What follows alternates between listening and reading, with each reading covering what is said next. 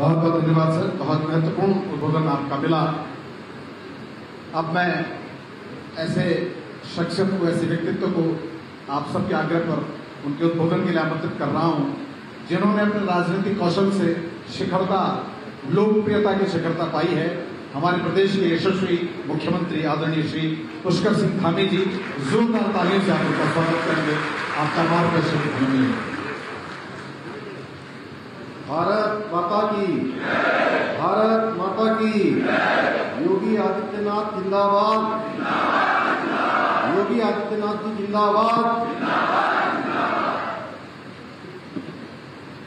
महायोगी गुरु गोरखनाथ राजकीय महाविद्यालय और आज अक्षय तृतीया के दिवस पर, जिनके बारे में अभी सभी वक्ताओं ने यहाँ पर अपने विचार रखे, महंत अवैधनाथ जी जो राष्ट्रीय संघ के आज उनकी प्रतिमा के अनावरण अवसर पर हम सब के बीच में, जिनको हम सब लोग सुनने के लिए, मिलने के लिए बहुत देर से प्रतीक्षारत हैं और हम सब के प्रिय हैं, पूरे भारतवासियों के प्रिय हैं और इस माटी के पुत्र हैं, इस माटी के लाल हैं युक्तेश्वर के और मंच पर विराजमान हैं। मैं आप सबकी तरफ से, उत्तराखंड वासियों की तरफ से उनके अपने जन्म स्थान पर पहुंचने पर हृदय की गहराइयों से स्वागत एवं अभिनंदन करता हूँ। एक बार मैं चाहूँगा जोरदार तालियां बजाकर आप सब लोग जो है उनका स्वागत करें, क्योंकि वैसे भाषणों का क्रम काफी लंबा हो गया है।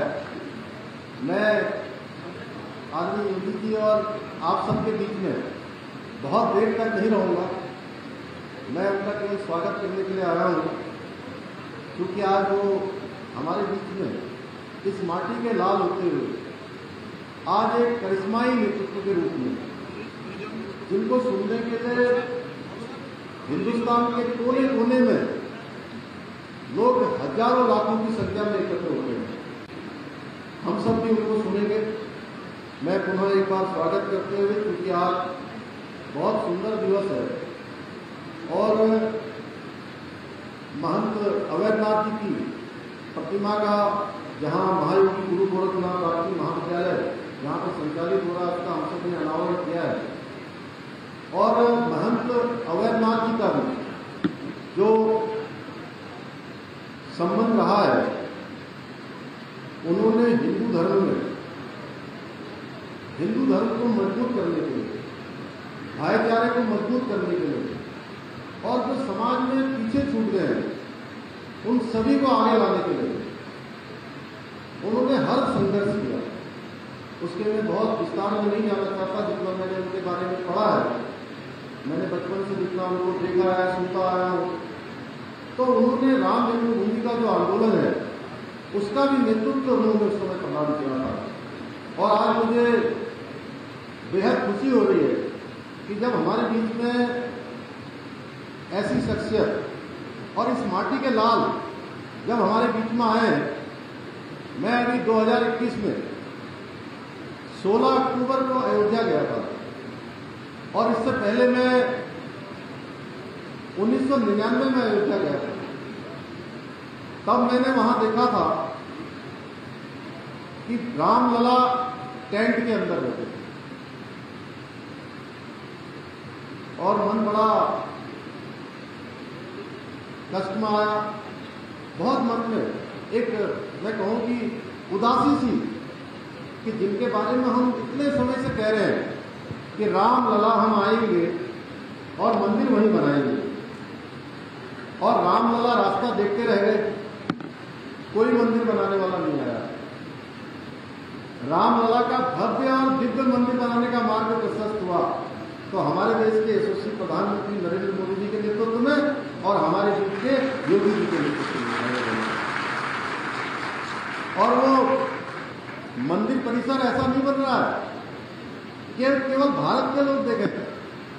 जब मैं वहां देखने गया तो इतनी सारी बड़ी बड़ी देश की कंपनियां उसके अंदर काम कर रही हैं, मल्टीनेशनल कंपनियां काम कर रही हैं कि 100-100 फीट तक नीचे तक ड्रिलिंग करके उन मशीनों से वहां तक काम हो रहा है। भाइयों बहनों, वो केवल भारत का एक स्थान नहीं बनने जा रहा है, वो भारत नहीं बल्कि दुनिया का आध्यात्मिक और संस्कृति और धर्म का सबसे बड़ा केंद्र राजधानी बनने जा रहा है। मैं आदरणीय योगी आदित्यनाथ जी को, महाराज जी को बहुत बधाई देना चाहता हूं कि उनके नेतृत्व में लगातार ऐसे काम हो रहे हैं। मैं लखनऊ में पढ़ा हूं और मैं अभी मुरादाबाद के एक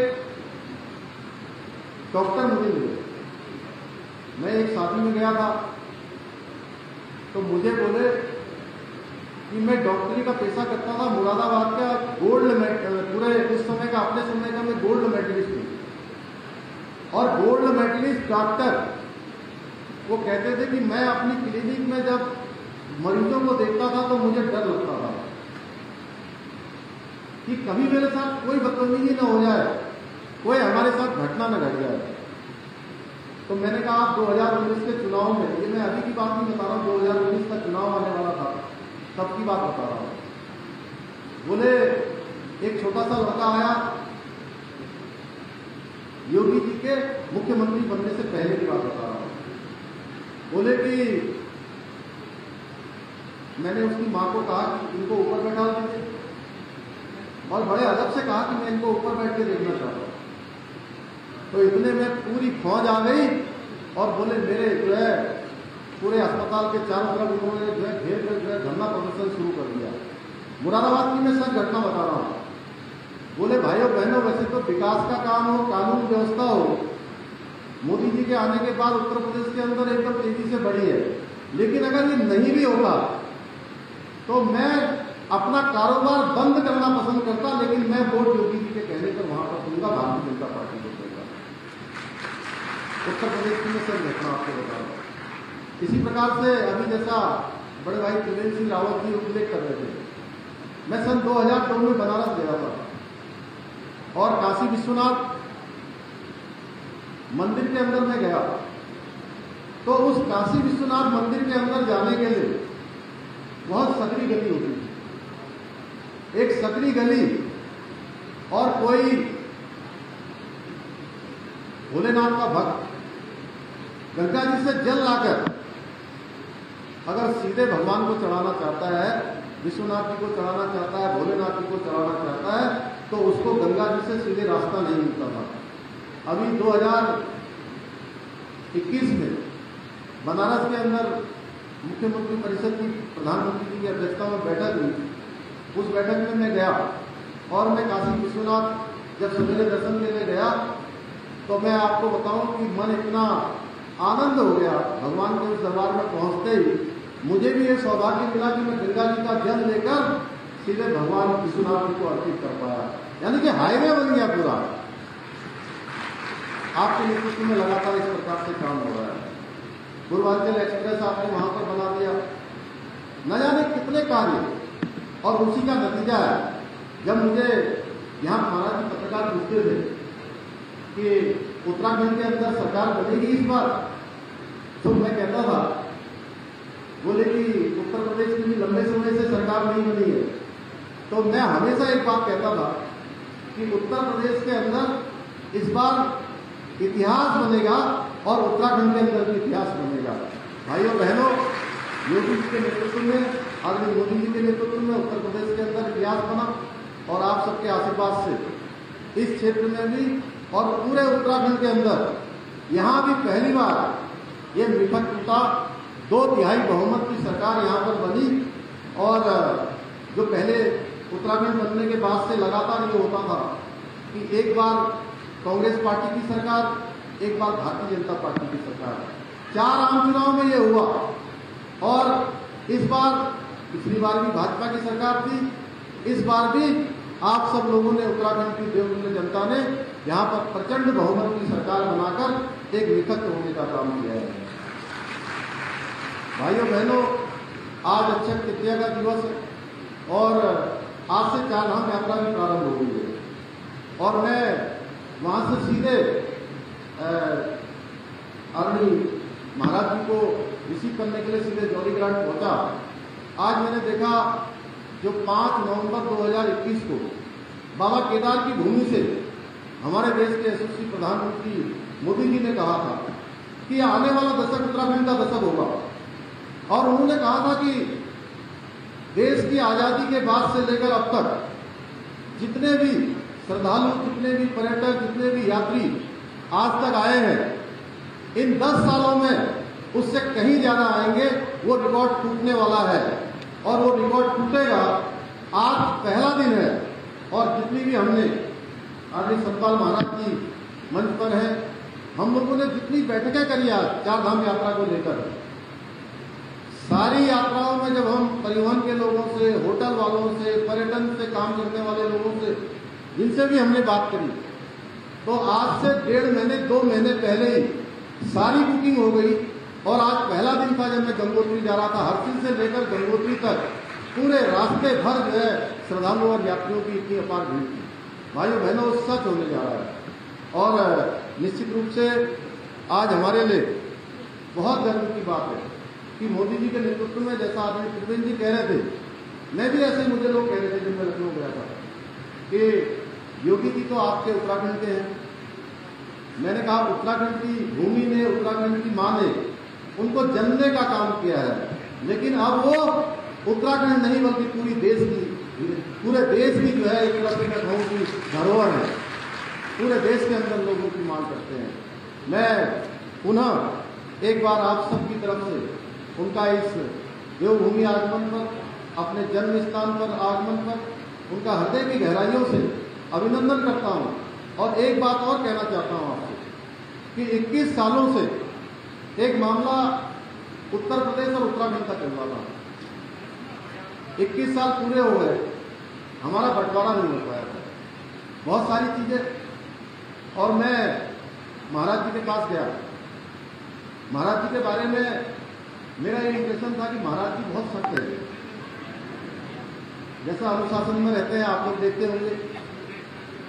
तो मैं जब गया आपके साथ, मैंने सवेरे जलपान किया और जलपान के बाद मैंने केवल इतना कहा कि महाराज जी उत्तराखंड के अंदर चुनाव होने वाला है और मैं अब यहाँ बंटवारे को लेकर आ गया हूँ। सारे अखबारों में छपा है कि उत्तराखंड के मुख्यमंत्री जो है परिसंपत्तियों के बंटवारे के लिए लखनऊ आए हैं, तो आप देख लीजिएगा कि कैसे रास्ता निकलेगा।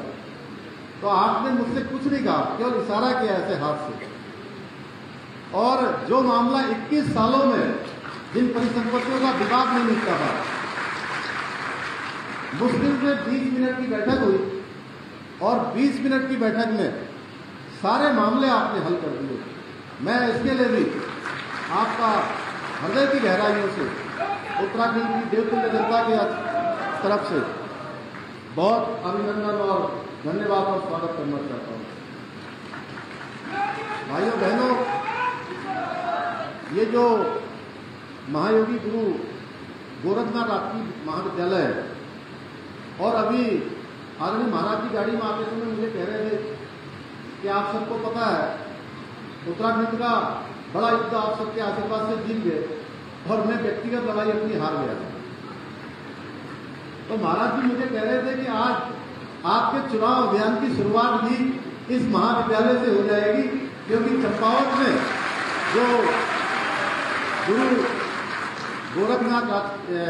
गोरखनाथ जी का स्थान है, और उस स्थान के बारे में मैं 21 अप्रैल को पिछले दिनों जब सबसे पहले दिन ये हुआ कि उसी विधानसभा क्षेत्र से मुझे चुनाव में जाना है, तो मैं सबसे पहले गुरु गोरखनाथ जी के उस ऐतिहासिक स्थान पर गया जहां पर नेपाल से सबसे पहले गुरु गोरखनाथ जी आए थे।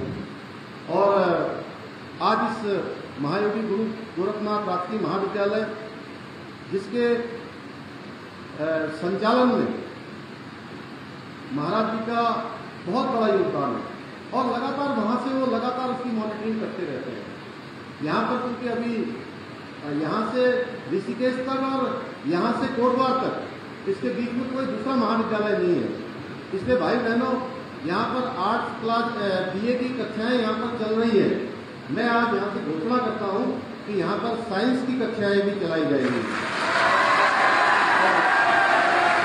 क्योंकि एक ऐसा पवित्र स्थान है जिसने उत्तराखंड को पूरे भारत के नक्शे में ही नहीं, विश्व के नक्शे पर स्थान दिलाया है, विश्व पर चमकाया है और उत्तराखंड की पहचान को बढ़ाया है। तो मैं कहना चाहता हूं कि जितना भी इस महाविद्यालय के लिए जो भी अभी अन्य संसाधनों की आवश्यकता पड़ेगी या अन्य कोई भी विस्तार करना होगा तो हम उसमें कहीं पीछे नहीं हटने वाले हैं। महाराज जी को तो कहने की आवश्यकता भी नहीं पड़ेगी, हम स्वयं इसको करेंगे। मैं आज इस अवसर पर महाराज जी के साथ साथ यहाँ पर जो हमारे अतिथिगण आए हैं, हमारे गढ़वाल लोकसभा क्षेत्र के आदरणीय सांसद और हमारे पूर्व मुख्यमंत्री आदरणीय तीरथ सिंह रावत जी मंच पर विराजमान हैं, बड़े भाई आदरणीय त्रिवेंद्र सिंह रावत जी हैं, सतपाल महाराज जी हैं, धन सिंह रावत जी हैं, हमारे सीताराम जी महाराज मंच पर हैं। इस क्षेत्र की लोकप्रिय विधायिका जो मुझे परसों कह रही थी कि भाई साहब मैं लगातार 3 दिन से हम और धनसिंह जी यहाँ पर लगातार काम कर रहे हैं। आप सब ने जिनको यहाँ से आशीर्वाद देकर, अपना मत देकर, अपना समर्थन देकर और प्रचंड बहुमत से इस क्षेत्र से जिताकर भेजा है, सेवा करने का अवसर प्रदान किया है। हमारे जिला पंचायत की अध्यक्षा जी और संपत भाई समेत सभी गणमान्य सभी का मैं अपनी तरफ से इस कार्यक्रम में पधारने के लिए बहुत धन्यवाद करता हूँ। पत्रकार मित्रों का, छायाकार मित्रों का और आप सब की तरफ से एक बार पुनः आदरणीय महाराज जी का यहाँ आने पर अभिनंदन करते हुए, स्वागत करते हुए अपनी वाणी को विराम करता हूँ। बहुत बहुत धन्यवाद।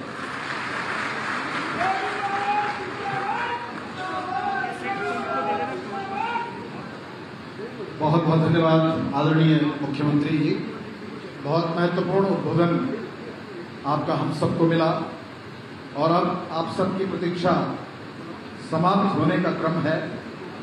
माननीय योगी आदित्यनाथ जी का उद्बोधन, मार्गदर्शन हम सबको मिलने वाला है, लेकिन उससे पहले एक बहुत महत्वपूर्ण जो कार्यक्रम यहाँ पर है, हमारी भारतीय शैक्षिक पद्धति में गुरु शिष्य की एक महान परंपरा है।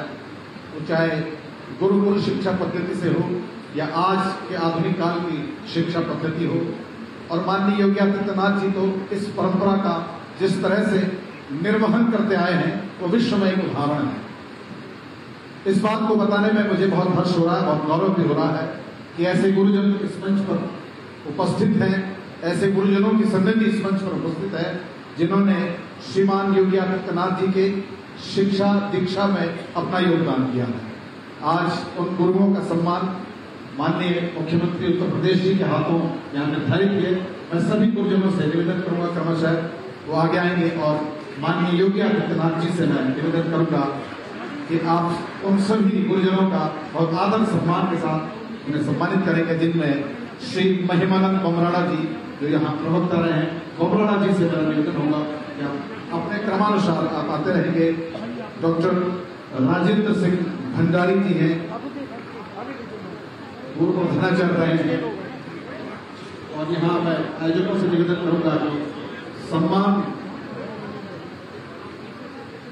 सामग्री जो भी है यहाँ पर माननीय योगी आदित्यनाथ जी के समक्ष प्रस्तुत करते हुए मैं निवेदन करूंगा कि सभी गुरुजनों का सम्मान आपके कर कमलों से यहाँ पर होगा।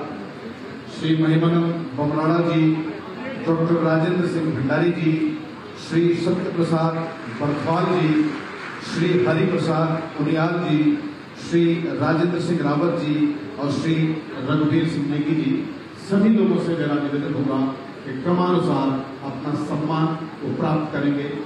और माननीय योगी आदित्यनाथ जी से मेरा निवेदन होगा कि सभी गुरुजनों को जिन्होंने कि आपके इस यश वैभव में अपना भी योगदान दिया है, और आप सभी एक बार ऐसे गुरुजनों के लिए जोरदार तालियों से, करतल ध्वनि से सभी गुरुओं का सम्मान करें।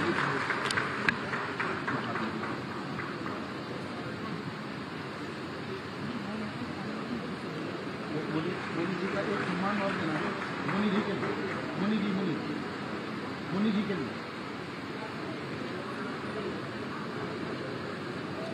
आपकी तालियों का क्रम अगर बनता रहे तो सम्मान और बढ़ जाएगा, क्योंकि एक गुरु के लिए और एक बाप के लिए ये सबसे सुखद क्षण होता है जब बाप उस खुशी को व्यक्त नहीं कर पाता है कि उसका बेटा उससे बहुत आगे बढ़ जाए, और एक गुरु भी उस खुशी को व्यक्त नहीं कर सकता कि उनका शिष्य कितना आगे बढ़ जाए। और अभी मैं सुन रहा था गुरुओं की चर्चा, आपस में विमर्श कर रहे थे कि अपने शिष्य के पीछे इस तरह से सम्मान रूप से बैठना उनके जीवन का बहुत बड़ा क्षण है। और वास्तव में इस बहुत महत्वपूर्ण क्षण के लिए सभी गुरुजन बहुत आदर के पात्र हैं, बहुत सम्मान के पात्र हैं। उन्हें मैं उन सभी गुरुओं को बधाई और सम्मान के इस क्रम में बधाई देता हूं। दिनकर की पंक्तियां हैं कि विश्व की सब कामनाएं पूर्ण करने के लिए मैं, विश्व की सब आपदाएं दूर करने के लिए मैं, चाहता हूं मैं सकल संसार को साधक बना दूं, चाहता हूं मैं मुझे दीपक जला जगमगा दूं।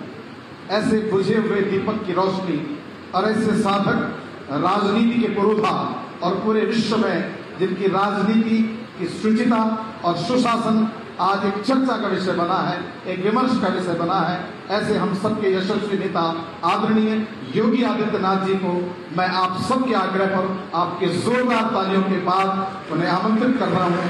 हमारा मार्गदर्शन होगा, हम सबका आप दिशा निर्देश करेंगे। आदरणीय योगी आदित्यनाथ।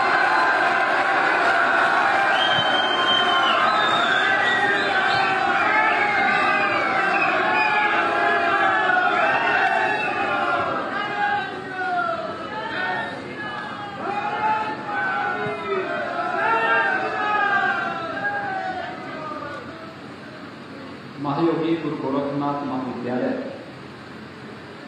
में आज की इस मूर्ति स्थापना के कार्यक्रम में मंच पर उपस्थित उत्तराखंड के लोकप्रिय मुख्यमंत्री माननीय पुष्कर सिंह धामी जी, पूर्व मुख्यमंत्री और गढ़वाल संसदीय क्षेत्र से लोकप्रिय सांसद माननीय श्री तीरथ सिंह रावत जी, पूर्व मुख्यमंत्री माननीय श्री त्रिवेंद्र सिंह रावत जी, उत्तराखंड सरकार के माननीय मंत्री श्री सतपाल महाराज जी, उत्तराखंड सरकार के शिक्षा और स्वास्थ्य विभाग के मंत्री डॉक्टर धन सिंह रावत जी, यमकेश्वर से लोकप्रिय विधायक श्रीमती रेणु बिष्ट जी, जिला पंचायत के अध्यक्ष श्रीमती शांति देवी जी, पौड़ी से लोकप्रिय विधायक श्री राजकुमार जी,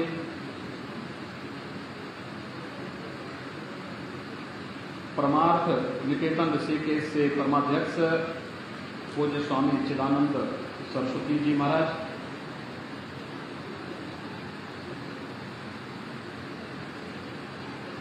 ओपन विश्वविद्यालय के कुलपति डॉक्टर OPS नेगी जी,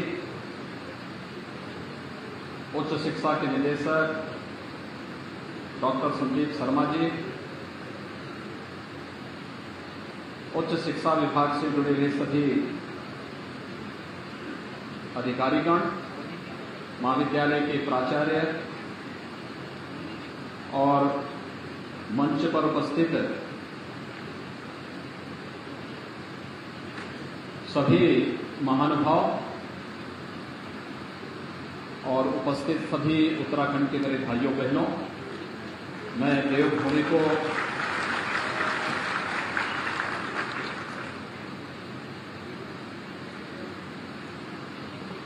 कोटि कोटि नमन करता हूं। आज बहुत पावन तिथि है, अक्षय तृतीया की तिथि है और मुझे यहां पर एक साथ कई कार्यक्रमों के साथ जुड़ने का अवसर प्राप्त हो रहा है।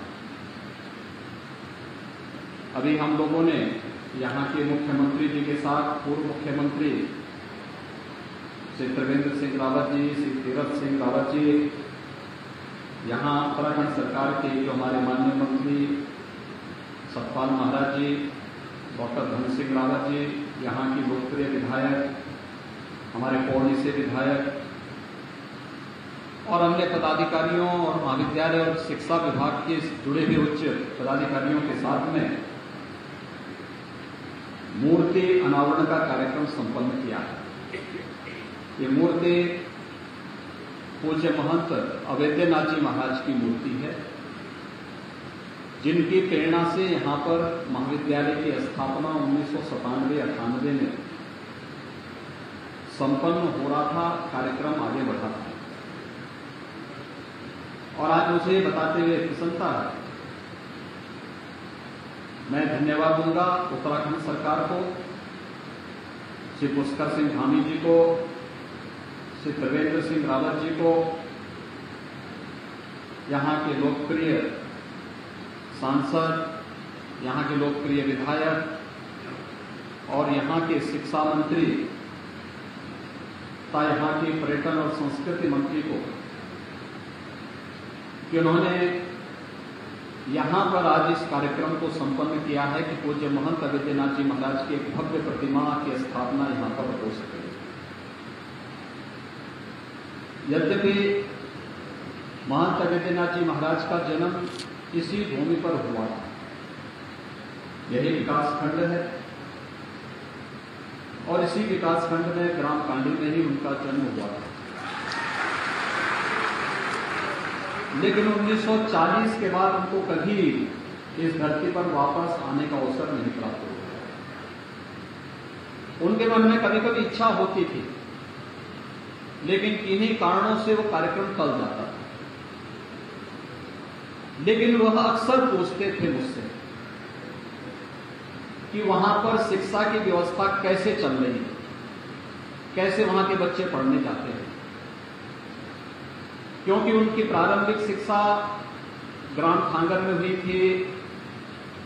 उसके बाद वो पढ़ने के लिए चमकोट ठाल चले गए, लेकिन मां बाप और परिवार के सभी सदस्यों के असामयिक निधन के कारण बहुत छोटी उम्र में ही उनको घर छोड़ करके जाना पड़ा।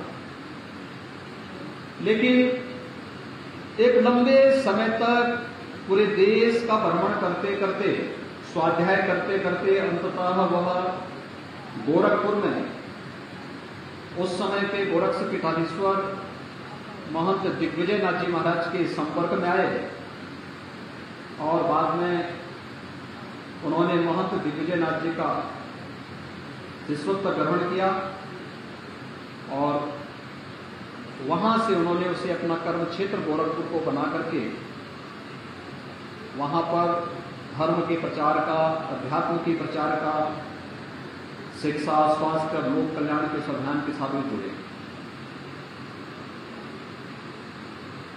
पूरे देश के अंदर उनका भ्रमण होता था और उनकी इच्छा होती थी और इसीलिए उन्होंने मुझे 1996-97 में पूछा, कहा कि वहां के बच्चे पढ़ाई कैसे करते हैं। मैंने उनको बताया कि वहां पे कुछ जगह इंटर कॉलेज है, लेकिन डिग्री कॉलेज कोटद्वार और इसी के बीच में कहीं नहीं है। मैंने कहा देखो, अगर हो सके तो वहां एक डिग्री कॉलेज जरूर बने। और संजोग से उस समय यहाँ की कुछ लोगों की एक समिति मेरे पूज्य पिता के साथ उन्होंने संपर्क किया कि हम लोग एक डिग्री कॉलेज बनाना चाहते। तो मैंने कहा जमीन कौन दे रहा है? उन्होंने कहा वहां पे जमीन हम लोगों ने ले ली है, तय कर दे, उस जमीन को आप ले लीजिए, हम आपको जमीन दे रहे हैं, आप उस जमीन पे वो जो भी करना है करवा लीजिए। और फिर इस प्रक्रिया को हम लोगों ने 1996-97 में प्रारंभ किया। प्रारंभ में केवल यहाँ पर कुछ क्लासेस प्रारंभ हुई, लेकिन बाद में मैंने उनसे कहा, मैंने परमानेंट मान्यता लेने की व्यवस्था कर दी। उत्तराखंड सरकार में, सरकारों में आवागमन, कभी सरकार आती थी, कभी दूसरी सरकार आती थी, ये कार्यक्रम बाधित होता गया। लेकिन 2005 के बाद यहाँ पे नियमित कक्षाएं प्रारंभ हुई और आज मुझे बताते हुए प्रसन्नता है कि महाविद्यालय के लिए जो जमीन ली गई थी उसी जमीन में यहाँ की तहसील भी बनी थी और तहसील के बाद महाविद्यालय भी यहाँ पर प्रारंभ हो चुका है। राजकीय महाविद्यालय के रूप में उत्तराखंड सरकार ने उसे मान्यता दी। पूरी जमीन, पूरी प्रॉपर्टी जो भी महाविद्यालय की थी उत्तराखंड सरकार के पास है। उत्तराखंड सरकार अब उसको संचालित कर रही है और मैं धन्यवाद दूंगा श्री धामी जी को, डॉक्टर धन सिंह रावत जी को। आज उन्होंने यहाँ पर न केवल मानविकी से बीए की कक्षाएं जो चलती हैं उसके लिए, बल्कि साइंस के लिए भी यहाँ पर आज उन्होंने यहाँ पर घोषणा की है। और मैं विश्वास करूंगा कि अगले सत्र से, जब नया सत्र यहाँ पर अगली बार प्रारंभ होगा, तो उसमें यहाँ पर साइंस की कक्षाएं भी इस क्षेत्र के बच्चों को यहीं पर पढ़ने का अवसर यहाँ पर प्राप्त हो जाएगा। आज पूज्य महंत वैद्यनाथ जी महाराज की मूर्ति का यहाँ पर स्थापना का कार्यक्रम संपन्न हुआ है। मेरे लिए यह व्यक्तिगत रूप से गौरव की बात है कि मैं अपने पूज्य गुरु को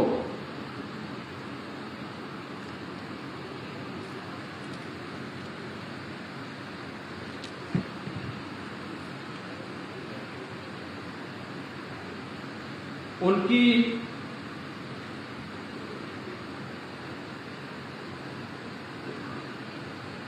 जन्मभूमि पर मैं सम्मान दे पा रहा हूं। और मुझे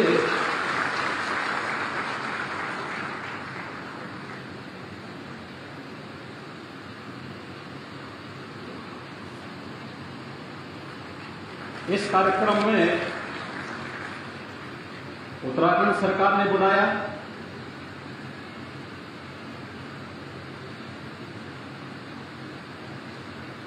मैं इसके लिए उत्तराखंड सरकार के माननीय मुख्यमंत्री को और उच्च शिक्षा मंत्री को हृदय से धन्यवाद दूंगा।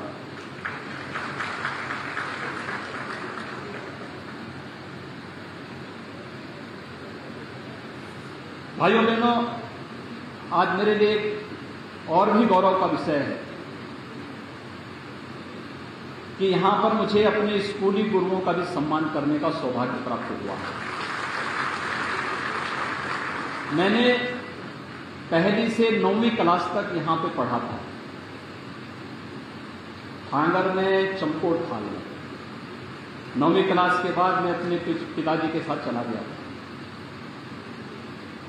और मुझे आज इस बात का दुख है कि बहुत सारे ऐसे हमारे उस समय के गुरुजन जो आज नहीं हैं, लेकिन 6 हमारे गुरुजनों को, श्री राजेंद्र सिंह रावत जी,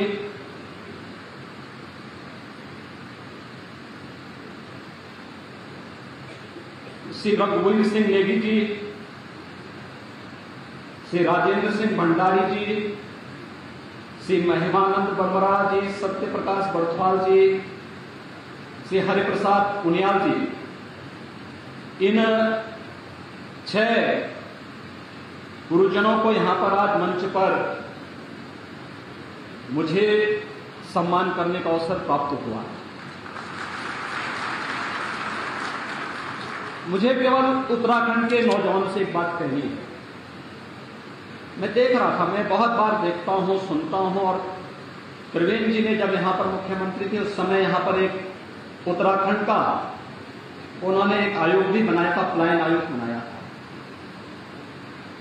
और मुझे उस समय इस बात को लेकर के खासतौर पर इस बात की चिंता होती थी कि आखिर उत्तराखंड से लोग पलायन क्यों कर रहे हैं। यहां पर जितनी अच्छी शिक्षा है, जितना अच्छा माहौल है पठन पाठन का, जितना प्राकृतिक सौंदर्य है और जितनी संभावनाएं हैं, उन संभावनाओं को हमें आगे बढ़ाना होगा। और मुझे लगता है कि यहां का युवा जहां कहीं जाएगा वो अपनी प्रतिभा का लोहा अवश्य मनवाएगा, लेकिन उसे विश्वास होना चाहिए अपने आप पर। हम लोगों ने भी यहीं पर रहकर पढ़ा है, यहीं पर रह के जाना है, कोई अतिरिक्त व्यवस्था के साथ हम लोग नहीं जिए थे। लेकिन आज जो कुछ भी हम लोग कर रहे हैं, जब अच्छी सरकारें आती हैं तो लोक जीवन में व्यापक परिवर्तन का भी आधार भी बनती है। आपने देश के अंदर परिवर्तन देखा होगा 2014 के बाद, कैसे पूरा देश आज चलता हुआ दिखाई दे रहा है, कैसे पूरे देश के अंदर एक नई ओज है, एक नया तेज है, लोगों के मन में एक नया उत्साह है। कारण है देश के अंदर प्रधानमंत्री मोदी जी के नेतृत्व में ये देश फिर खड़ा हो चुका है, देश नई अंगड़ाई के साथ आगे बढ़ रहा है। और बार बार प्रधानमंत्री मोदी जी जब उत्तराखंड आते हैं, एक बात के लिए आप सबको बार बार कहते हैं कि हमें अपने आप को समझना होगा। उत्तराखंड का पानी भी और उत्तराखंड का जवानी भी पूरे देश के काम आता है। और खासतौर पर मैं जब यहां उत्तराखंड से गया था तब ये उत्तर प्रदेश का ही हिस्सा था। तो मुझे लगता है कि सन 2000 के पहले के जो लोग हैं वे सब भी उत्तर प्रदेश के ही वासी हैं। मूल रूप से जन्म उनका उत्तर प्रदेश में हुआ है, उनका जो मूल सर्टिफिकेट होगा उसमें उत्तर प्रदेश ही लिखा होगा। उसके बाद जिनका जन्म हुआ होगा वे लोग अपने को अपने नाम के आगे उनका उत्तराखंड लिखा जा रहा होगा। लेकिन उत्तर प्रदेश और उत्तराखंड विकास में मिलकर के बहुत अच्छा काम कर सकते हैं और मैं इसके लिए आप सबको हृदय से अभिनंदन करूंगा कि अभी हाल ही में विधानसभा का चुनाव संपन्न हुआ है और आप सबने प्रधानमंत्री मोदी जी के आह्वान पर श्री पुष्कर सिंह धामी जी के नेतृत्व में फिर से भारतीय जनता पार्टी की लोकप्रिय सरकार के गठन में अपना योगदान दिया। भारतीय जनता पार्टी को प्रचंड बहुमत के साथ उत्तराखंड के अंदर सरकार बनवाने में अपना योगदान दिया। आज सरकार यहां पे कार्य कर रही है। मूर्ति यहां पर चुनाव के पहले ही स्थापित हो गई थी, लेकिन समय न मैं दे पा रहा था और न ही कार्यक्रम बन पा रहे थे। कोरोना का भी इस सदी की सबसे बड़ी महामारी से हम लोग उभरे हैं और उस बड़ी महामारी के दौरान आपने देखा होगा बहुत सारे लोगों ने अपने प्रियजनों को खोया है। लेकिन कोरोना प्रबंधन भारत का दुनिया के अंदर सबसे बेहतरीन रहा। प्रधानमंत्री मोदी जी के नेतृत्व में फ्री टेस्ट, फ्री में ट्रीटमेंट,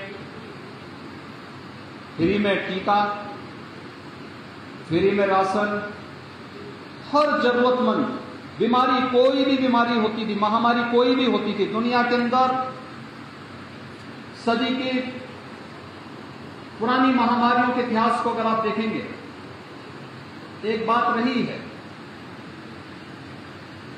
कि जितनी मौतें बीमारी से होती थी उससे कई गुना मौतें उसके बाद उसके साइड इफेक्ट से होती थी। साइड इफेक्ट का मतलब भूखमरी से होती थी या उसके बाद जो कमजोरी आती थी, जो तमाम प्रकार के विकृतियां आती थी, उससे ज्यादा मौतें होती थी। पहली बार है जब सरकार ने बीमारी की रोकथाम के लिए भी प्रभावी व्यवस्था की, फ्री में टेस्ट की व्यवस्था की, फ्री में उपचार की व्यवस्था की, फ्री में वैक्सीन का व्यवस्था की। देश के अंदर फ्री में वैक्सीन, उत्तराखंड में तो सभी लोगों को डबल डोज लग चुका है और कितना बड़ा रक्षण का कार्यक्रम, टीका अनुरक्षण का कार्यक्रम देश के अंदर चला है। उत्तर प्रदेश में हम लोग 31.5 करोड़ वैक्सीन की डोजेज अब तक वहां के लोगों को दे चुके हैं। फ्री में, सब कुछ फ्री में उपलब्ध करवाया गया। अगर कोई सरकार लोकप्रिय सरकार नहीं होती, संवेदनशील सरकार नहीं होती, क्या इतना बड़ा काम हो पाता? नहीं हो पाता। एक संवेदनशील सरकार यही होती है और मुझे लगता है ये संवेदनाएं हम सबको इस बात के लिए सदैव प्रेरित करती हैं कि हमें भी सरकार के इस मिशन में टीम के साथ मिलकर के काम करना होगा। प्लांट को बचाना पड़ेगा। उत्तराखंड को अगर बचाना है, केवल उत्तराखंड को बचाने की समस्या नहीं है, यह देश को बचाने की समस्या है। देश की उत्तरी सीमा से लगा हुआ क्षेत्र और उसकी सुरक्षा की दृष्टि से भी हमें प्लान को रोकना होगा। बहुत संभावनाएं हैं उत्तराखंड में। मैं भी मुख्यमंत्री से चर्चा कर रहा था, मैं यमकेश्वर गया था और कई वर्षों के बाद मुझे यमकेश्वर में दर्शन करने का अभी सौभाग्य प्राप्त हुआ।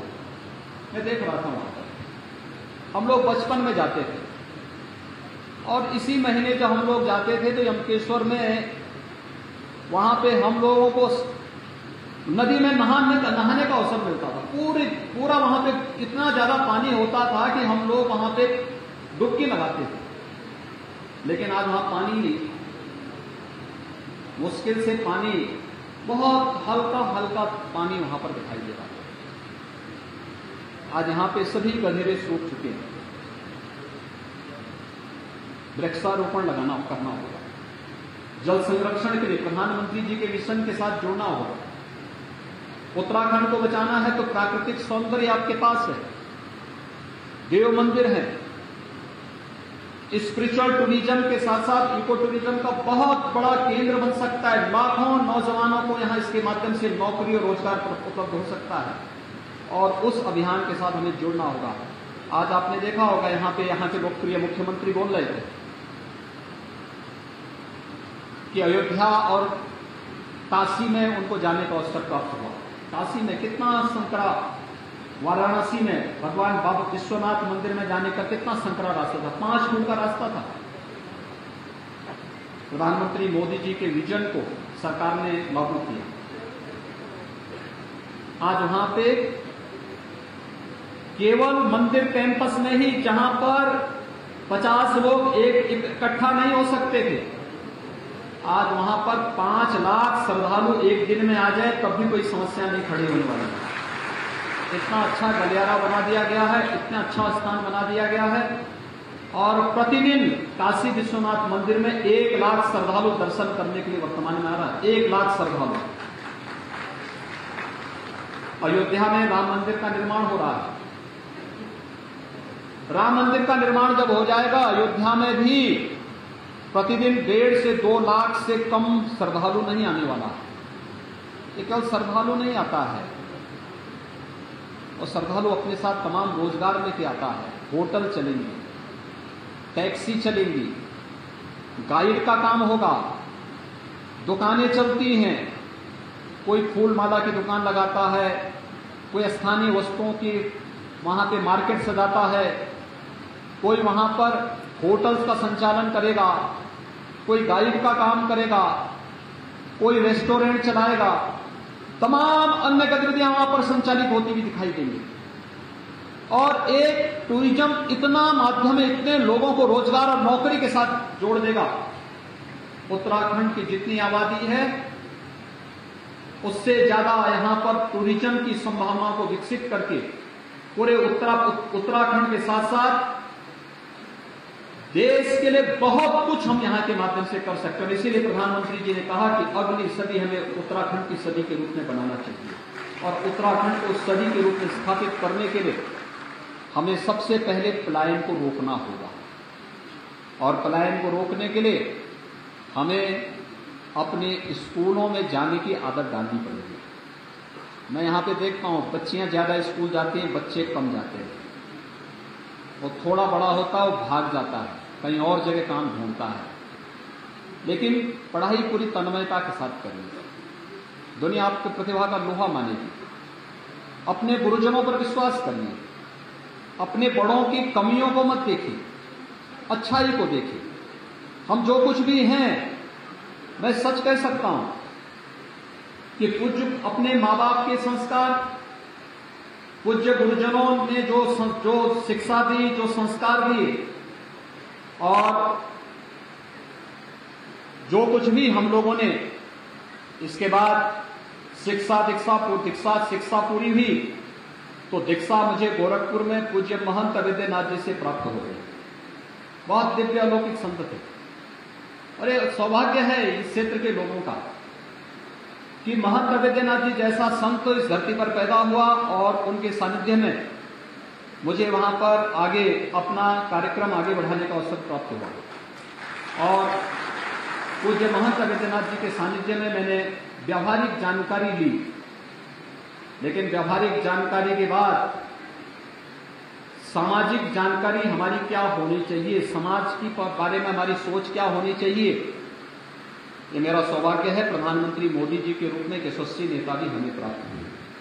और आज आप देख रहे होंगे उत्तर प्रदेश, जिसके बारे में लोग कहते थे कि ये कभी सुधरेगा नहीं, जिसके बारे में लोगों ने मान लिया था कि यहां दंगे कभी समाप्त नहीं होंगे, यहां पे गुंडागर्दी कभी समाप्त नहीं हो सकती है, कभी विकास नहीं कर सकता।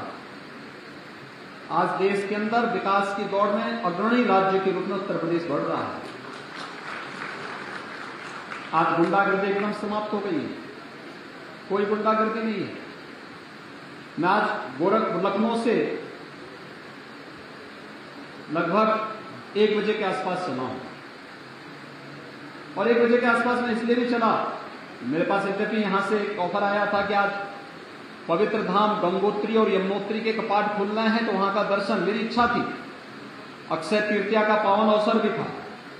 लेकिन आज अक्षय तृतीया थी, भगवान परशुराम की जयंती भी है, लेकिन ईद भी था, तो कहीं कोई उपद्रव न हो, शांतिपूर्ण ढंग से सारे कार्यक्रम संपन्न हो। मैं इसलिए 1 बजे तक स्वयं लखनऊ में रहा, और लखनऊ में आपने देखा होगा 25 करोड़ की आबादी का उत्तर प्रदेश में कहीं सड़क पे नमाज नहीं पढ़ेगी, कहीं नहीं। सड़कें हमारी आवागमन के लिए होनी चाहिए। सड़क, हम इस प्रकार के किसी आयोजन के लिए, और मैं कहूंगा, मैं सभी से अपील करूंगा कि व्यक्तिगत आस्था का सम्मान होना चाहिए। और मैं तो एक धार्मिक व्यक्ति हूं, मुझसे ज्यादा आस्था के बारे में कौन समझ सकता है, लेकिन आस्था का सम्मान ऐसा नहीं होना चाहिए कि हम लोग अपनी आस्था के सामने आम जन की समस्याओं को नजरअंदाज कर दें, कभी नहीं हो सकता। और लोकतंत्र की जब हम बात करते हैं तो लोकतंत्र में जनता को जनार्दन के रूप में माना गया है। जनता जनार्दन की सेवा करना हमारा दायित्व बनता है, और मैं इस बात को बार बार कहता हूं कि उसको असुविधा नहीं होनी चाहिए, कभी नहीं होनी चाहिए। आपकी आस्था है, आप अपनी आस्था का सम्मान अपने घर में करिए, अपने अंदर करिए। आस्था अंतःकरण का भाव होता है, और हर एक की आस्था का सम्मान होना चाहिए। हम हर एक पर्व और त्योहार को शांतिपूर्ण सौहार्दपूर्ण तरीके से मनवाने की पक्षधर हैं, हर एक का सम्मान इस मामले में करेंगे। लेकिन आस्था के नाम पर भावनाओं के साथ खिलवाड़ करने और जन भावनाओं के साथ खिलवाड़ करने की छूट भी किसी को नहीं दी जानी चाहिए। और इस कार्य को आज उत्तर प्रदेश के अंदर किस रूप में संपन्न हुआ है, सारे कार्यक्रम बहुत अच्छे ढंग से हो रहे हैं। आपने एक और उत्तर प्रदेश के अंदर देखा होगा, ये जितने अनावश्यक माइक होते थे, जगह जगह शोरगुल करते थे, सब उतर रहे हैं। 1 लाख माइक अब तक उत्तर प्रदेश के अंदर उतर चुके हैं। 1 लाख से अधिक माइक, कोई शोरगुल नहीं हो रहा है। आप कोई धर्मस्थल है, उसके बगल में कोई विद्यार्थी अपनी परीक्षा की तैयारी कर रहा है, अनावश्यक शोरगुल में उसकी पढ़ाई बाधित नहीं होगी। कोई बीमार व्यक्ति है, उसके स्वास्थ्य पर प्रतिकूल असर नहीं पड़ेगा। कोई नवजात शिशु है, उसके स्वास्थ्य पर प्रतिकूल असर नहीं पड़ेगा। ये तो पता लगता है इतनी, यानी बजाने वाले को भी नहीं सुनाई पड़ता है कि क्या बोल रहा है वो माइक, लेकिन चिल्लाए जा रहे हैं। आज 1 लाख से अधिक माइक उत्तर प्रदेश के अंदर उतर चुके हैं। कहीं कोई विवाद आप नहीं देख रहे हैं, कोई विवाद नहीं। इसका 2 कार्य है, एक संवाद और दूसरा जो लोग संवाद से नहीं मानेंगे तो उसको कानून से मिलवाएंगे। तो दोनों से मिलवाने का तरीका हम लोगों ने उत्तर प्रदेश के अंदर अपनाया है, और आज वही कारण है कि लोकतंत्र की इन भावनाओं के साथ साथ विकास की जिस प्रक्रिया के साथ हम आगे बढ़े, प्रधानमंत्री मोदी जी के मार्गदर्शन में, उनके नेतृत्व में तेजी के साथ बढ़ता हुआ यह कार्य है। मैं धन्यवाद दूंगा अपने यहां के उत्तराखंड के मुख्यमंत्री श्री पुष्कर सिंह धामी जी को। पुष्कर सिंह धामी जी आज यहां पर कल ही उत्तराखंड में चंपावत में उपचुनाव होना है, और मुख्यमंत्री जी स्वयं वहां के प्रत्याशी हैं। और जब चंपावत गए तो वहां उन्होंने गुरु गोरखनाथ मंदिर में दर्शन किया। मैंने कहा यार देखिए, सौभाग्य है कि गुरु गोरखनाथ मंदिर का आपने वहां दर्शन किया। आज यहाँ पे महायोगी गुरु गोरखनाथ महाविद्यालय, राजकीय महाविद्यालय में महंत विद्यानाथ जी महाराज जिनकी प्रेरणा से यह महाविद्यालय यहाँ पर स्थापित हुआ, इस महाविद्यालय के कार्यक्रम में आपके साथ मुझे भी आने का सौभाग्य प्राप्त हुआ है। और एक प्रकार से चंपावत के प्रचार का शुभारंभ भी है। चंपावत में माननीय मुख्यमंत्री जी के चुनाव प्रचार का शुभारंभ है। ये संदेश वहां तक जाएगा कैसे 21 वर्षों से जकड़ी हुई समस्या का समाधान हुआ। लोग उसको ठेलते थे, एक दूसरे के ऊपर टालने का प्रयास करते थे।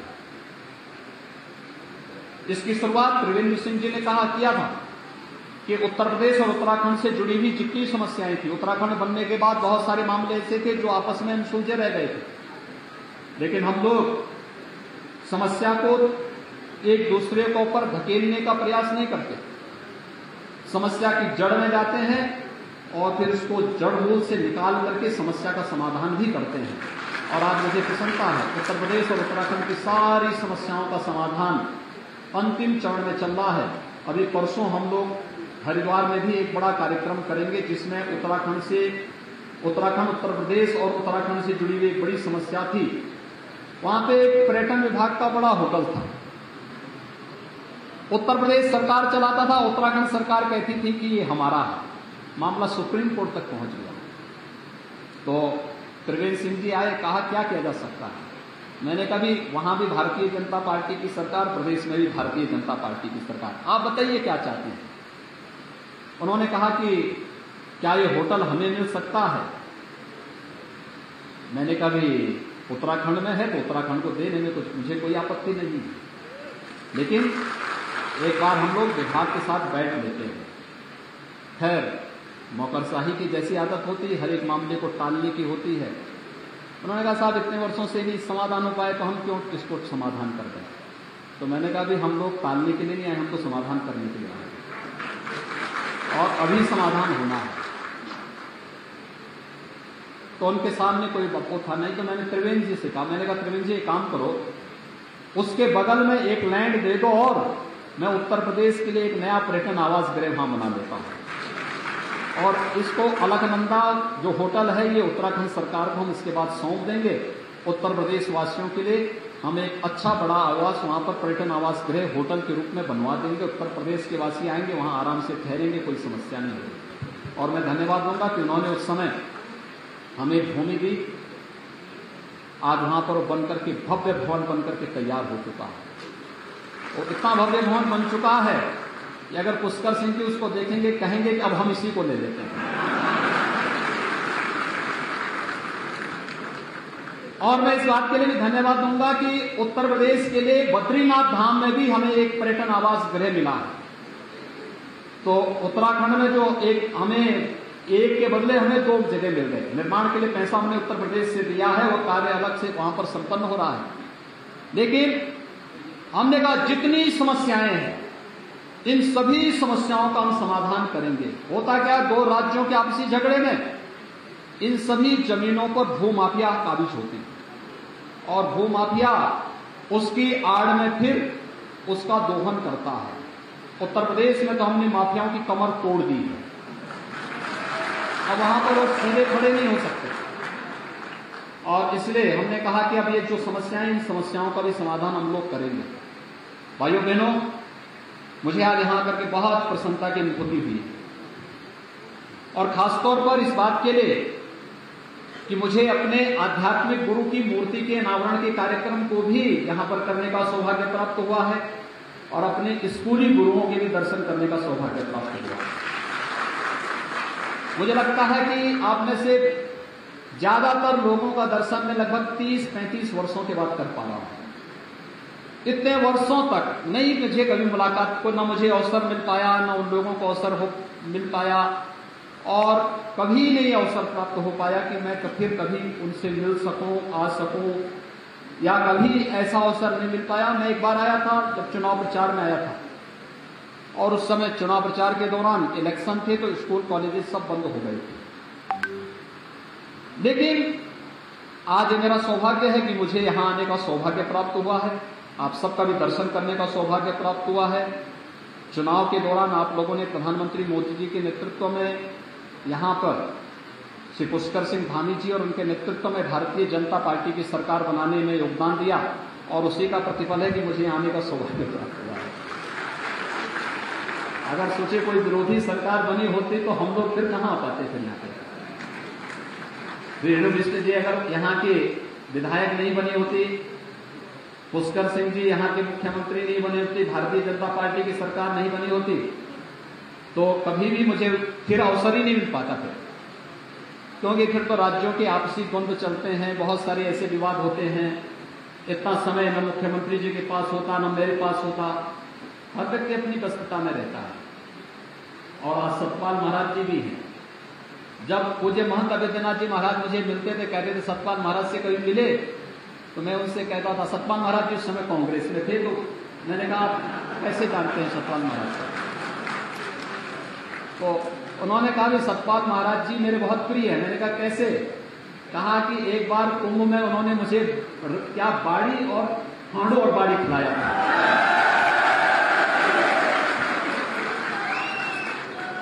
वे अक्सर इस बात को कहते थे। और मैं गोरखपुर में कभी नहीं बना पाया, कभी भी हम लोग वो नहीं कर पाए, लेकिन वे अक्सर मुझे कहते सतपाल महाराज ने मुझे कुंभ में बाड़ी और फांडू और बाड़ी खिलाया। तो मैं अब देखिए 1940 में वो यहां से चले गए थे, 1936 में चले गए थे, लेकिन 1940 में अंतिम बार आए थे। और मैंने उनसे दीक्षा ली 1993-94 में।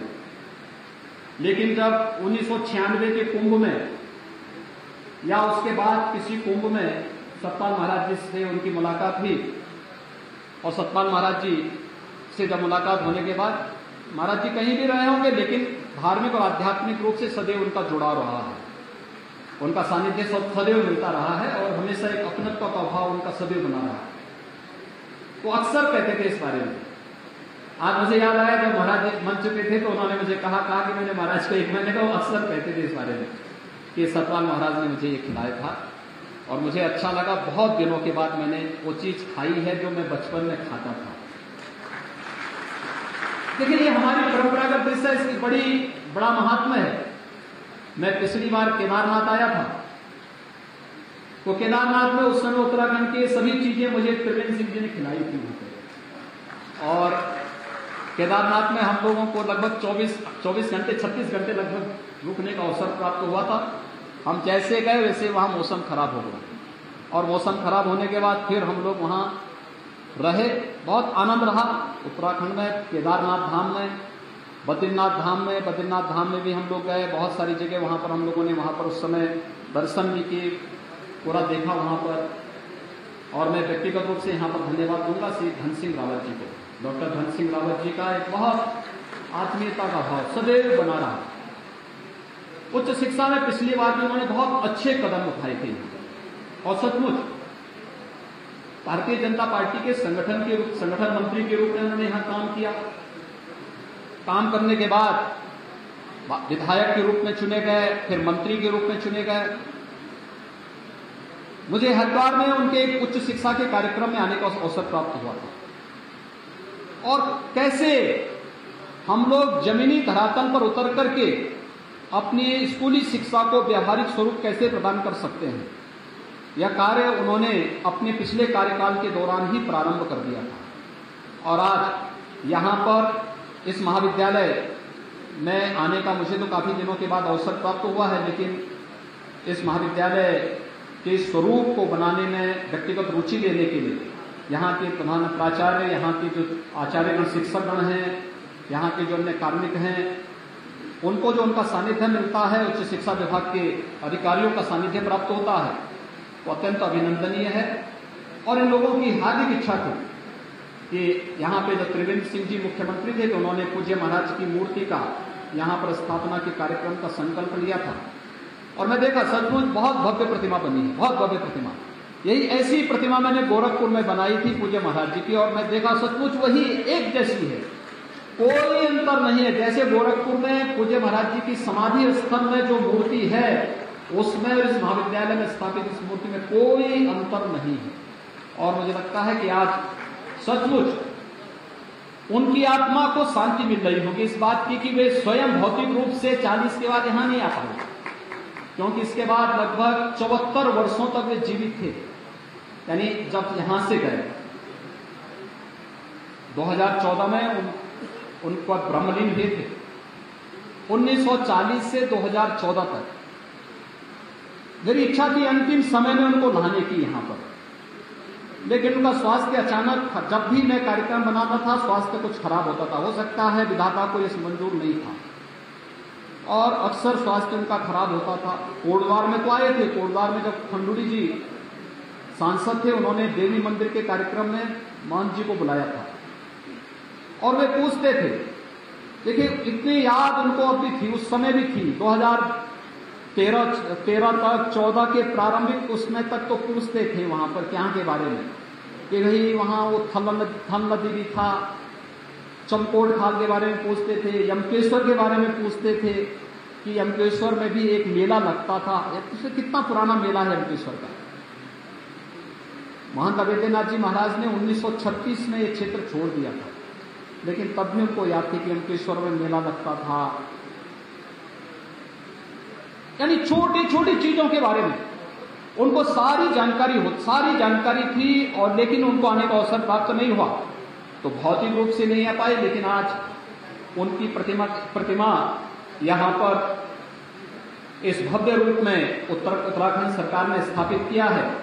मैं इसके लिए उत्तराखंड सरकार को, यहां के माननीय मुख्यमंत्री जी को, डॉक्टर धन सिंह रावत जी को, माननीय सतपाल महाराज जी को और उनके सभी सहयोगियों को मैं हृदय से इसके लिए धन्यवाद दूंगा कि उन्होंने पूज्य महाराज जी को यहां पर सम्मान दिया। और मेरे स्कूली शिक्षकों को, जो मेरे स्कूली गुरुजन थे, उनसे मुझे बहुत दिनों के बाद यहां पर मुलाकात करने का सौभाग्य उन्हें दिया है।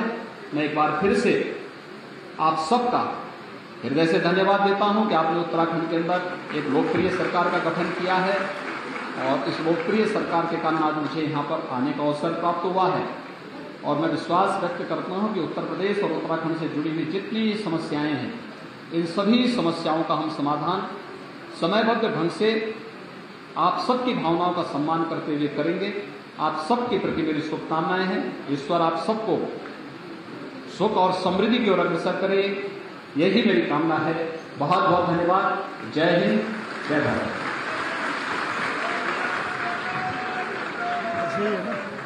ये सब किसका? बहुत बहुत धन्यवाद। ये आपका है?